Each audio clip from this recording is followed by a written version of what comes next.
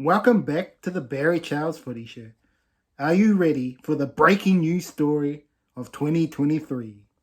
HIA Category 1, 11 days out regardless. Absolutely outstanding. Bravo, bravo, the NRL for looking after the players. They are taking a stand for a top tier competition all around the world and showing how to care for your players. Yes, indeed, the NRL have done a great thing with this breaking story.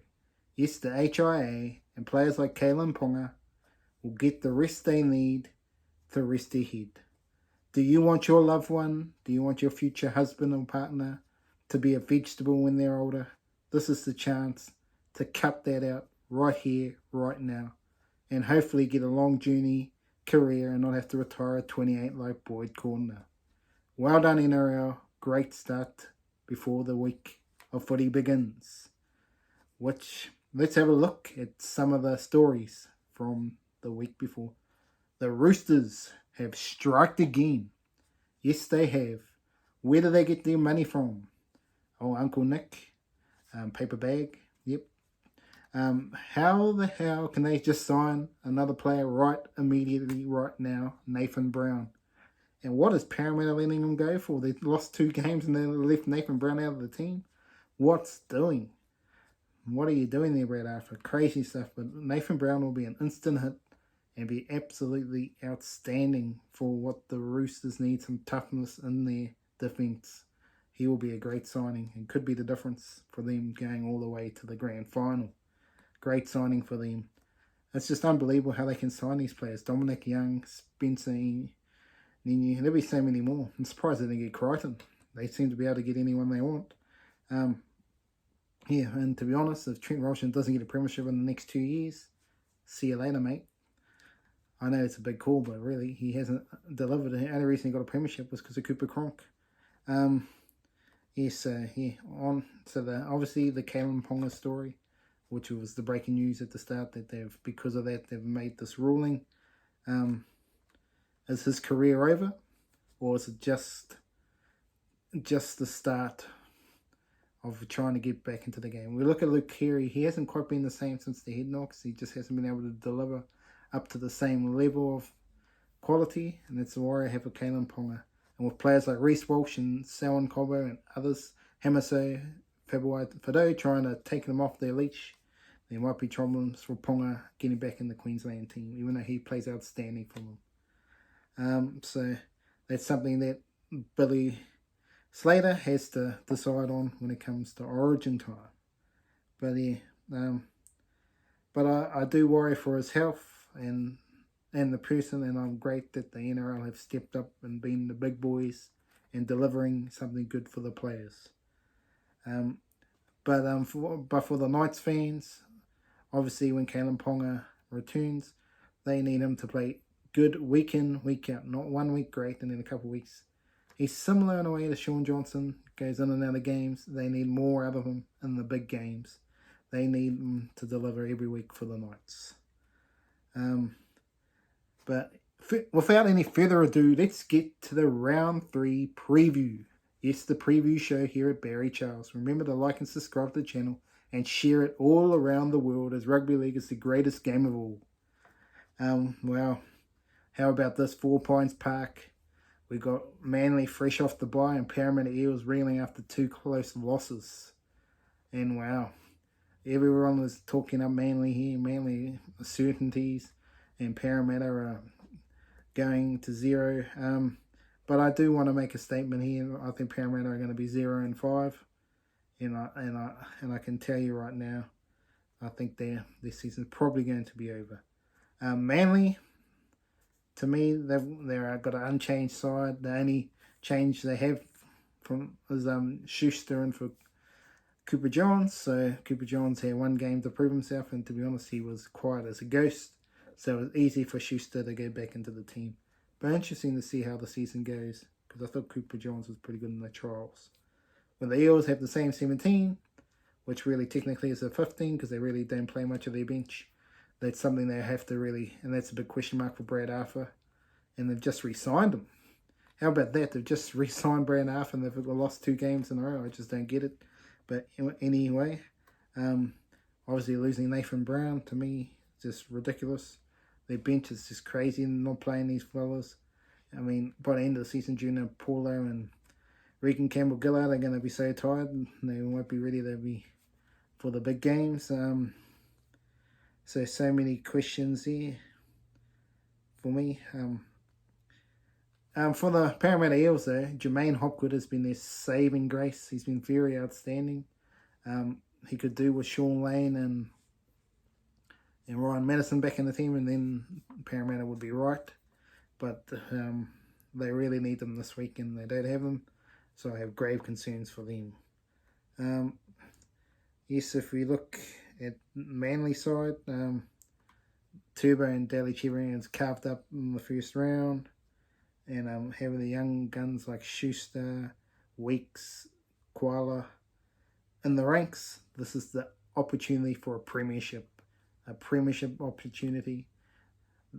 A lot was talked about Brisbane last year, but Manly were in the same position. They were clearly in the top 8, cruising along, and next minute they fell off a cliff because of pride route. So that's Manly. Don't want to do that again. They want to be higher up on the table earlier in the season, and they got to obviously they need Turbo on the field. If Turbo's not on the field, they probably don't make the top 8. But if Turbo's on the field, they're a definite top 4 opportunists.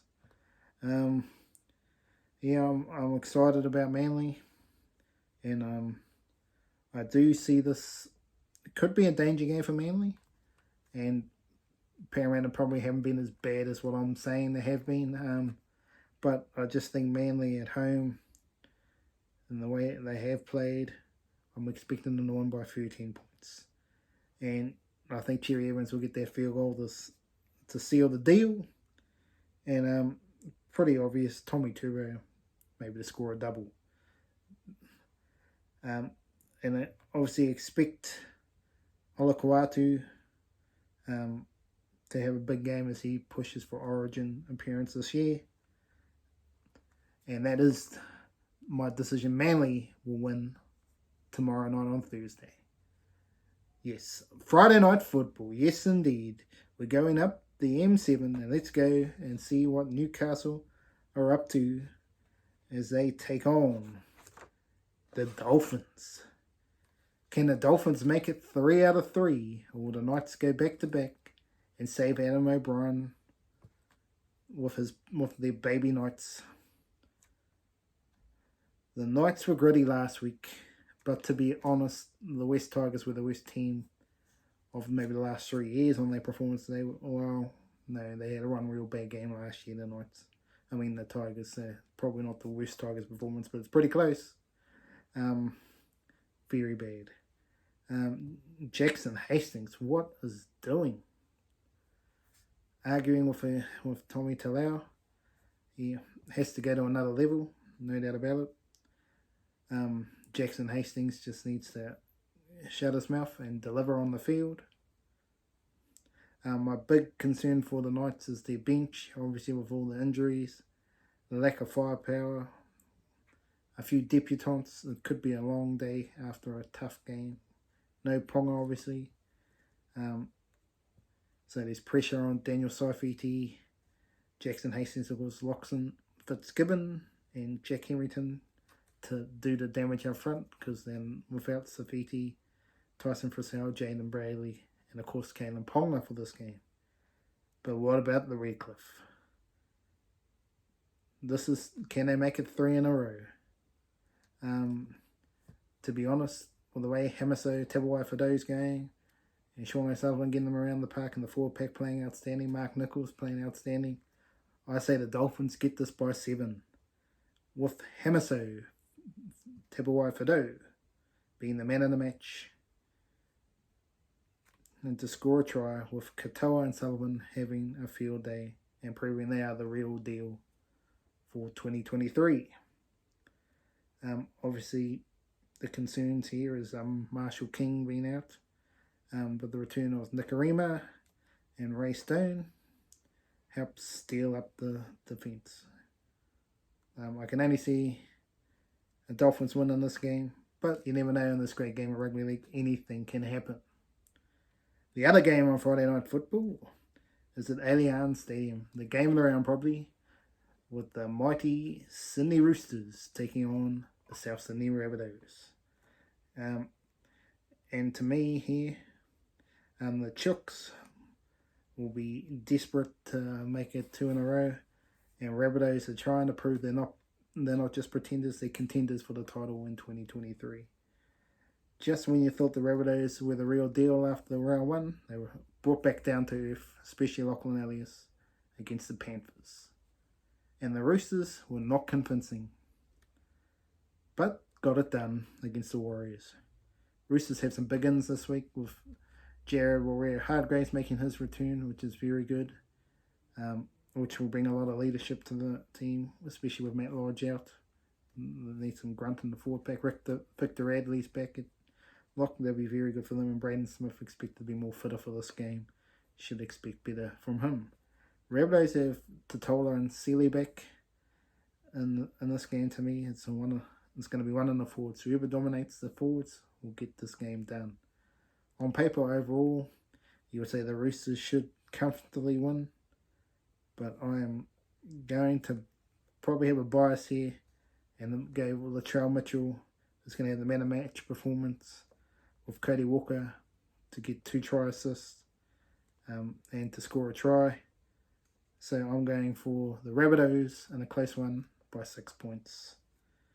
Now we head up to the sunny coast, the Gold Coast Seabus Super Stadium, Gold Coast Titans versus the Melbourne Storm. Both teams reeling after a loss, and they're looking for the bounce back factor. After round 1, you would have thought the Titans were world beaters. Next week, they were park footy players. Similar said for the Storm. For the Titans, Sam Verrill is out of this game with Randall coming in, and teenage younger brother Isaac makes his debut off the bench. And interesting that they've dropped Joe Fafita with Brian Kelly returning. I would have thought they would have dropped one of the other players like Philip Samuel or someone, but hey, that's what they've done because JJ Fafita had a good game last week. Obviously, the Storm have lost Nelson Asofa Solomona for up to 2 months. But in good news for them, they've actually got quite a few returning. Justin Olam, Xavier Coates, Tui Kamamakia. So they got, and Tarek Sims. So really, they are a decent team now with those ones added. And Jonah Pezzett making his debut. How do I see the Titans winning this one? Well, to me, they're going to have to go up the middle and let AJ Brimson do his stuff off Kieran Foran. I think that's the magic sauce they need to do to win this game. For the Storm to win, it will be a better defensive effort from last week. Jerome Hughes needs to take more responsibility of this game with no Cameron Munster. Tarek Sims is a great and he'll bring some steel in the defence. So there's well, I would probably normally say the Storm to win this game because the Storm are unlikely to lose 2 in a row. But I just got a funny feeling the Titans are the real deal for a chance at the bottom part of the top 8. And they'll both teams really need to win this game to really give them a sharp chance for the top 8. So I'm going to go for the Titans by 6 points, with AJ Brimson being the man of the match to score a try. Let's go on to the second game on Saturday Night Football, which sees the North Queensland Cowboys take on the New Zealand Warriors. Yes, indeed, the Warriors were very gritty last week. It was nice to see them defend well, even with all the HIAs and injuries taking into account for them, and they still had a very good game. The Cowboys, to me, I think a lot of people thought they were way off the mark last week, but to be honest, it was only their 10-minute split and they let in a couple of tries. When Corey Oates was head-eye tackled and taken out of the game, that's when they really made their dominance. Otherwise, really, it was end-to-end great footy. And I don't think you have to worry, Cowboys fans. I think the Cowboys are the real deal in 2023. Obviously, with Scott Drinkwater having a good rest, can the Cowboys do it with a new fullback? well, Tom Chester, as well as the Warriors having a new fullback on debut. So it's going to be interesting to see how he goes, Tane. So it's going to be interesting between both of them. Also, Shabeski comes in for Peter Hiku, who's having a 2-week holiday. Warriors obviously have their own issues with Nickel Clockstead out. Jackson Ford out as well. Sees Buntiafoa starting. And Jazz Tavanga could be a late inclusion. I expect him. He will be in the team come Saturday. Obviously, Scott Drinkwater's a big loss, but so is Nickel Clockstead. So, yeah, losing same for same there. It's going to be one up the middle here for me because it's a good forward pack both sides. You got McLean, Cotter, Nanai, Tamalolo taking on Whanua Black, Mitchell Barnett, Nia Corey, and Tohu Harris Water. Going to be fireworks this game. Can Johnson steer the ship? That'll be the question mark, but I think Chad Townsend will show a bit more resilience. And to me, Tamalolo might score the try. I hope the Warriors get the win, but I have to go with what the form line says to me, and I'm going to say they're going to win by 7 points to the Cowboys. Now, let's go to the final game on Super Saturday. We're going back to the 90s foes of the Brisbane Broncos and the St. George Dragons, Illawarra Dragons, I should say. Yes, for us much older, much wiser people, fans out there, we'll remember the Raging Bull Gordon Tallis playing for the Dragons for a little while, and then the Broncos. Then obviously cult heroes like Ali Langer, the current coach. Kevin Walters was an outstanding player. Steve Renouf, Shane Webke. I can name so many more. On the other side for the Dragons back in the day, Brad Mackay, Anthony Mundine, Nathan Blacklock, Lance Thompson, Nathan Brown, Gasnier, Mark Gasnier, Matt Cooper, Ben Hornby, Jamie Soward. Got them in premierships, so you have to put him in there. And also, obviously, Broncos have delivered Carmichael Hunt, Israel Folau, Darius Boyd. I mean, so many good players. I mean, Israel Flowers Melbourne, sorry. In today's lineup, we have Patrick Carrington, Payne Huss, obviously Reece Walsh. These are the guns here. Anna Reynolds is Mr. Consistency. Obviously, no Corey Oates for this game out for a couple of weeks with a broken jaw. And the Dragons were unchanged from their victory. But will Amone get a start in this one? Maybe off the bench. Dragons were impressive last week, but I think they're going to be taught a major lesson. With the Broncos, to me, are going to blow this game away by 13 points. With Kantoni Staggs getting the try, the Dragons can win this game, and Tyrell Sloan will have to play out of his tree. Obviously, Ben Hunt, they'll need a lot more out of some of their forwards. Are going to have to go big again, but I just can't see them beating the Broncos on what I saw last week from the Broncos. The Broncos are a potential premiership winner. Walsh could light up the stadium again with Ezra Mann, but Sloan and Sullivan will try to prove and silence the critics that the Dragons are not wooden spoon material. So it's going to be an interesting game, that one. Now we're going to Balmore. Yes, Balmore Sports Ground. For the two maybe cellar dwellers of the season, maybe the Bulldogs taking on the Tigers. Will we see a favourite son return to Balmore? Josh Reynolds named in the reserves. Will he get a start? That will be interesting. The fans would love that. For the Tigers, losing Lowry, it will be a big loss with Charlie Staines going to fullback. Junior Tupou and Stafford Toa coming for Tommy Talau. With the possible inclusion of John Bateman. As I keep saying, there's a little bit of friction with obviously Jackson Hastings leaving. Some people like Jackson Hastings and others didn't. And same, John Bateman seems to be a strong leader, and maybe he's got offside with some of the Tigers fans, so that's what I've heard. That's more oil.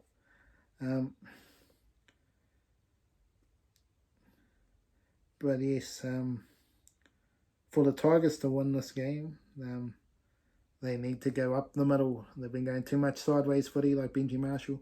They need to go straight up the middle. They've got the forward pack to go up the middle with Clemmer and Stefano. Just go straight up the middle. John Bateman comes in and just deliver up the front. Use your, and then kick to the corners. They would be a big chance. Because the Bulldogs are probably not the greatest defensively, so this is a chance for them to prove something to Tigers. But I'm going to go for the Bulldogs in this one, just for Matt Burton. If he plays like he did last week, they'll be going, and I reckon Matt Burton's due to score a try. Reid Mahoney, just some stats for you. Reid Mahoney has scored three of his last 4 tries against the Tigers. And Clemmer is the only Tigers player to play at Balmore. Yes, he's the only Tigers player to play at Balmore. Interesting. So it should be an interesting game of football. Could be a high-scoring game.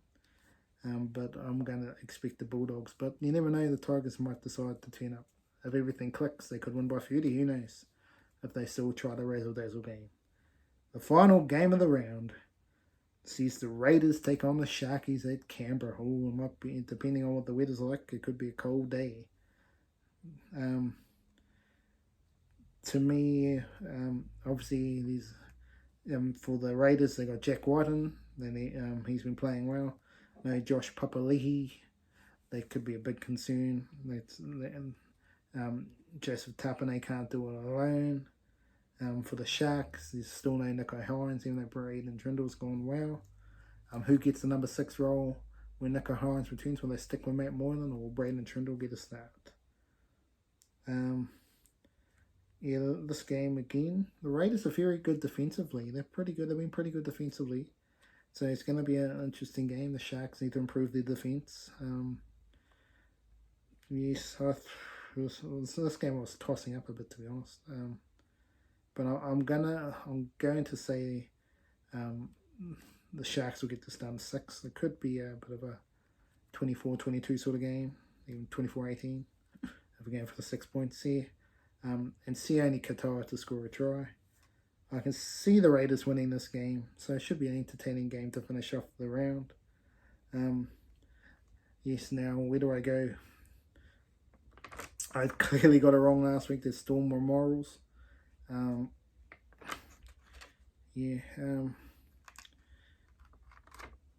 though I'm wearing the Warriors shirt, I'm going to say the Cowboys will get it done against the Warriors.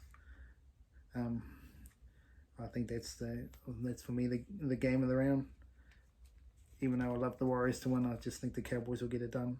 But the Warriors could prove themselves true contenders if they can win this game. Well, thank you for watching the Barry Charles Footy Show, the round 3 preview. I'll be back to review these games come Monday or Tuesday. Have a lovely day out there and a great game of footy to come. Remember to like and subscribe to the channel.